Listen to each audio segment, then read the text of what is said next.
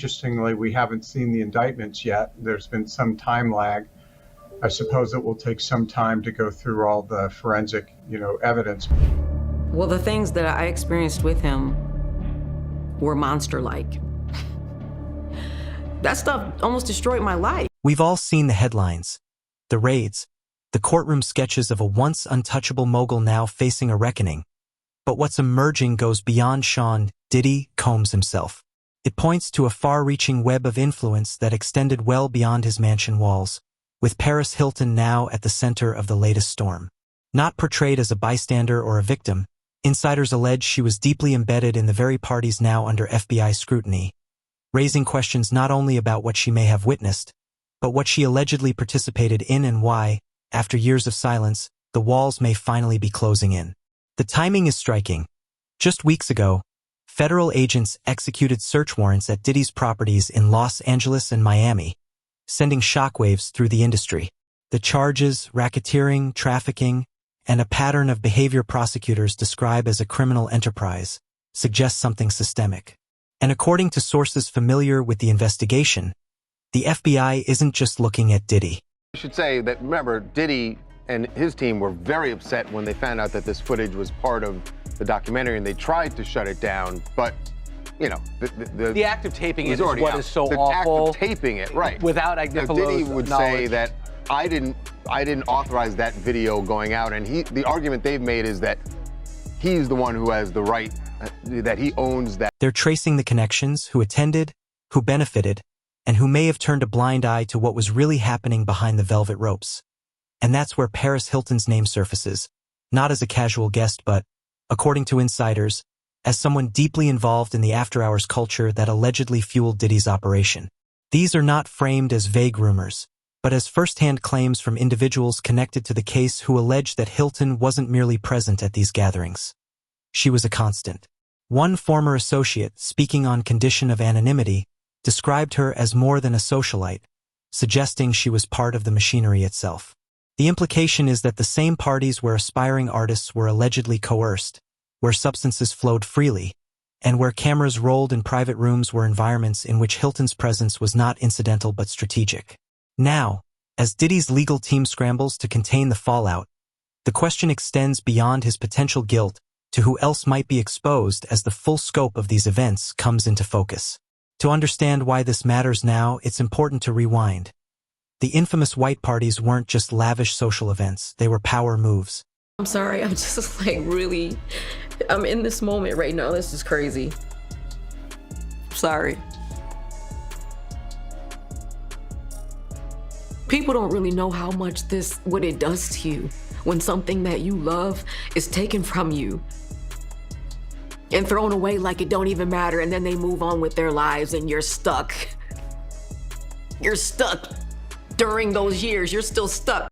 From 1998 to 2009, these events attracted A-listers such as Mariah Carey, Jay-Z, and yes, Paris Hilton, promoted as celebrations meant to break down racial and generational barriers. The dress code was all white, the vibe exclusive, but behind the scenes, lawsuits later alleged something far darker. A 2024 filing from a man who attended the inaugural 1998 party at just 16 years old claims he was lured into a private area where Diddy allegedly demanded he prove himself as a rite of passage to stardom. Another lawsuit from a former security guard alleges he was given a substance and assaulted at the 2006 event, while Audria English, an adult film performer, claims she was groomed into trafficking after working multiple white parties where drinks were allegedly spiked. So where does Hilton fit in? According to multiple sources, she wasn't just a guest but a recurring presence in the VIP sections where the most questionable behavior allegedly took place. One industry insider who worked PR for Diddy in the early 2000s said Paris wasn't there for the music. She was there for the access, and that access, they claim, came with expectations. So, Q of Day 26, they were on Making the Band 4. He has finally come out and had a conversation about why he was so upset and crying in a lot of his interviews, talking about Diddy and that whole conversation. Yeah. And he is making some really huge allegations. These same parties are where Kay from Day 26 has claimed he blacked out after being given substances, where Dawn Richard has denied allegations that she facilitated similar incidents, and where Justin Bieber's name has resurfaced in connection to what has been described as Diddy's 48 Hours of Madness, involving a 15-year-old. These weren't portrayed merely as scenes of excess, but as alleged staging grounds for leverage and control. Now, some are drawing parallels to Jeffrey Epstein's network. Hilton's name has long circulated in connection to Epstein's social circle, though she has consistently denied any meaningful involvement.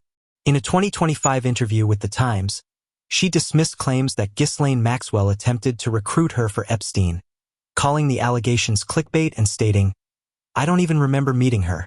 We've seen dozens of new photos we haven't seen before of Epstein and Ghislaine Maxwell with very high-profile people, celebrities, people like Mick Jagger and Michael Jackson, like you showed, also like British royalty and actors. All of that we sort of knew was happening. I want to highlight specifically two for the public interest, and that is President Clinton and... But here's the problem.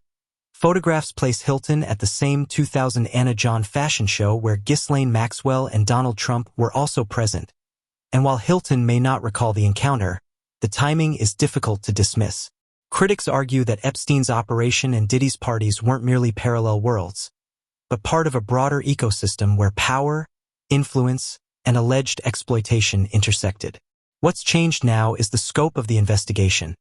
The FBI's current probe isn't focused solely on Diddy, but on the wider network, and Hilton's name is reportedly emerging alongside testimonies from others.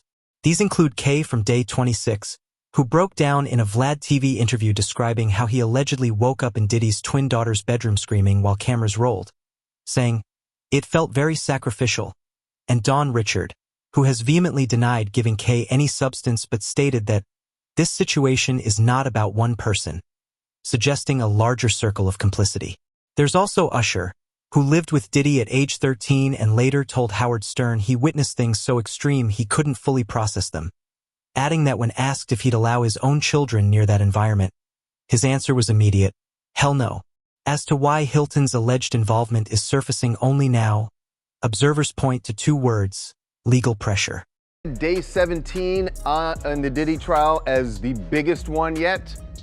Guess what? Bingo, you won, because today was probably the most eventful day as far as things that happened that were said on the stand, and most importantly, things that the judge said, because Diddy almost got kicked out of